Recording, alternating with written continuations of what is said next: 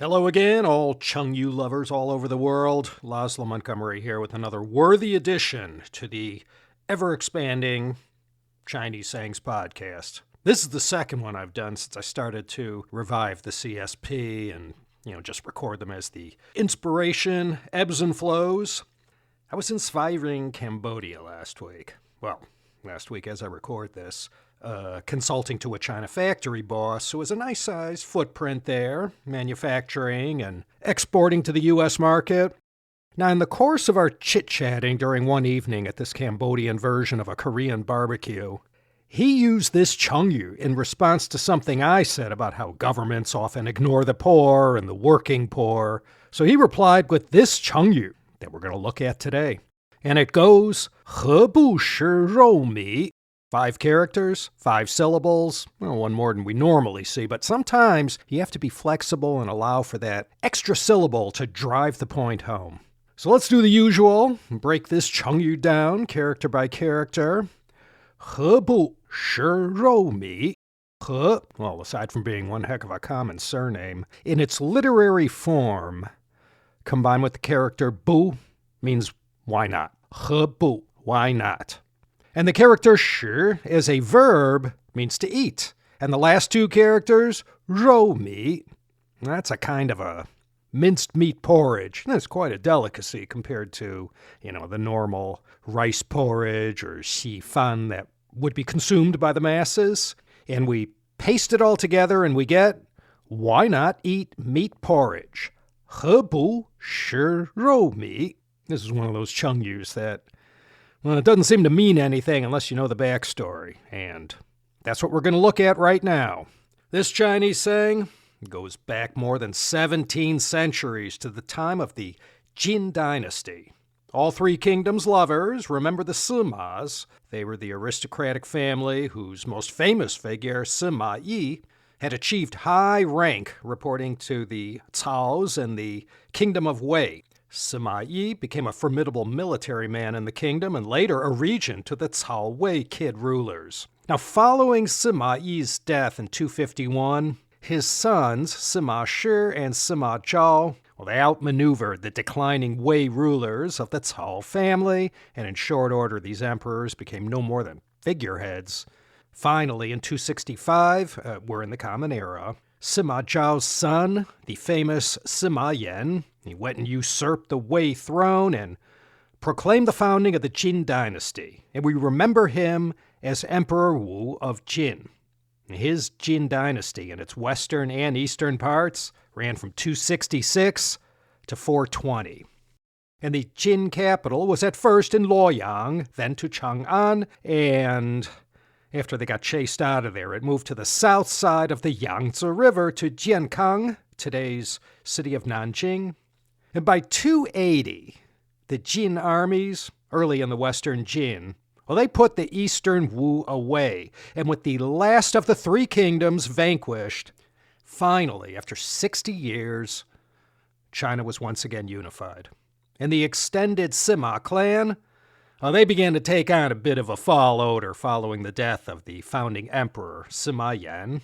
Yeah, it happens. He had gone and done the same careless thing that the Zhou dynasty kings had done, distributing princely titles and handing out large fiefdoms to his numerous relatives. He thought this, in theory at least, would shore up the dynasty and that he'd be able to better maintain control out in the provinces. But despite his best intentions, all he did was plant a few seeds that would bear fruit later on in the form of internal division. Meanwhile, in the Jin capital, the government was run by a number of aristocratic families with good bloodlines. And to the last one, they were masterful at scheming, but not too good at managing the bureaucracy. And it probably won't come as any surprise, because nothing much has changed since then. A kind of social order was constructed whereby the fat of the land was only enjoyed by those elite clans who had the benefit of easy access to the royal palace. Now, China may have been unified, but in the late 3rd, early 4th century, northern China in particular was rife with famine and banditry and natural disasters. And nomadic tribesmen were constantly probing south, looking for opportunities for some quick scores.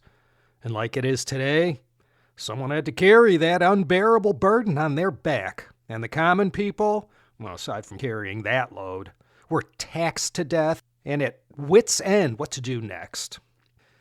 Then in 290, Sima Yan, Emperor Wu, well, he up and died, leaving the throne to his eldest son, Sima Zhong, posthumously known as Emperor Hui of Jin. The Book of Jin, the Jin Shu, portrayed Emperor Hui as utterly lacking in intelligence, slow to respond in conversation, and unable to grasp complex matters. Some anecdotes suggest he also was easy to manipulate, and his manipulator-in-chief was one of China's great villainesses. His wife, Empress Jia Nanfang, she was the daughter of the powerful official Jia Chong, who some of you may remember from an old CSP episode, Mu Ren Shi Xin. Well, Empress Jia, using her husband's authority and all the perks and power that came from the emperorship, strong-armed other members of the Sima imperial clan. And for every slot in the government that she was able to open up, she filled it with relatives from her Jia clan. And all this rancor led to what became known as the Ba Wang Zhiluan, the War of the Eight Princes. It was a decade and a half of protracted wars among a gaggle of Sima princes, all vying for the top leadership spot. And as you can imagine, this did nothing to ameliorate the sorry state of the peasantry. So with this civil war going on in the background, things in the countryside went from bad to worse. And to make matters even more miserable than they already were, greater numbers of non-Han Chinese nomadic tribes, often referred to as the Wuhu Five Barbarians, went on the rampage all over North China. And this, of course, ultimately contributed to the collapse of Jin authority in the north. And if you recall from that other CSP episode, Go Wei Xu Diao, one of my personal favorites, there were a whole lot of Simas all trying to seize the throne. These were, in no particular order, Sima Liang, Sima Wei, Sima Lun, Sima Yong, and Sima Jiong. These conniving Simas were all allying and plotting against each other to bring down Empress Jia, and proving Jimmy Cliff correct that you can get it if you really want. In the year 300, they were able to get rid of her. And with that, the Jin Empire descended into complete chaos. The War of the Eight Princes went into overdrive, and as a result, entire provinces were burned and plundered, and civilians were massacred, and famine spread farther and wider across the land. And the hapless Emperor Hui remained at the center of the storm, becoming an unwitting pawn, passed around from one faction to another, oblivious at all times to all that was happening around him.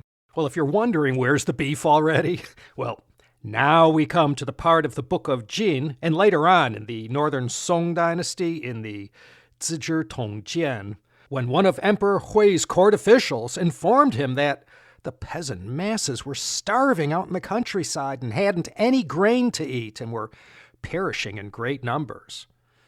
And the emperor replied, "Hébù Shí Ròumí? Why do they not eat meat porridge?" Seriously? You know, when Marie Antoinette allegedly said, "Qu'il mange de la brioche," she never lived that one down, even though she never said it. Let them eat cake. Well, Emperor Hui, who preceded Marie Antoinette by some 14 and a half centuries, he couldn't have possibly been more insensitive to what was going on. No grain to eat, no rice, wheat, millet, or anything to consume. So in saying, "Hébù Shí Ròumí, why not eat meat porridge?"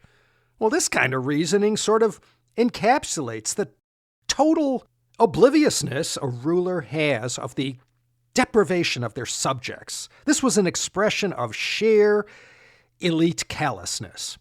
Here Emperor Hui was, ensconced in his palace, living in luxury and no doubt with easy access to all the Ròumí meat porridge he could want. And with not even wild grasses to consume? Well, a luxury dish such as rômí was as out of touch to the peasantry as a dégustation dinner at La Tour d'Argent would be to someone living on welfare. Meat porridge? Come on, man, that kind of thing was a delicacy unimaginable to someone who was starving amidst a famine. So this Chengyu is perfect to use when you want to present a kind of image of detachment or indifference by a ruler, or even that of a government, that they might project for the plight of the people who were perishing from starvation. In a way, the story behind this Chinese saying conveys a lesson. When rulers forget the basic needs of the people, catastrophe follows. And when the dam broke in the early 4th century and the Jin dynasty royal family and all their aristocratic hangers-on got chased out of the capital, it marked the end of the Western Jin and the start of the Eastern Jin. And the North was greatly depopulated of Han Chinese who fled en masse to the south. And these northern nomadic tribespeople filled the vacuum, ushering in the 135 years of the miserable 16 Kingdoms era. Miserable perhaps, but a pivotal time for the penetration of Buddhism into the lives of the Chinese people and among the northern nomadic tribesmen. And with so many from the north settling into parts of core China, well, the 16 Kingdoms also turned out to be a rich period of two-way cultural integration. So, that is the story behind Hébù Shí Ròumí, Sima Zhong, Empress Jia, the 8 Princes, and the demise of the Jin dynasty. Always a gift that keeps on giving. This one is a tip of the hat to governments the world over. Emperor Hui of Jin, Marie Antoinette were hardly the only historical figures who were insulated from the suffering faced by their subjects or voters and who were branded as callous and oblivious to the suffering of their constituents. Historians and satirists have written about similar anecdotes to portray this picture of elite detachment.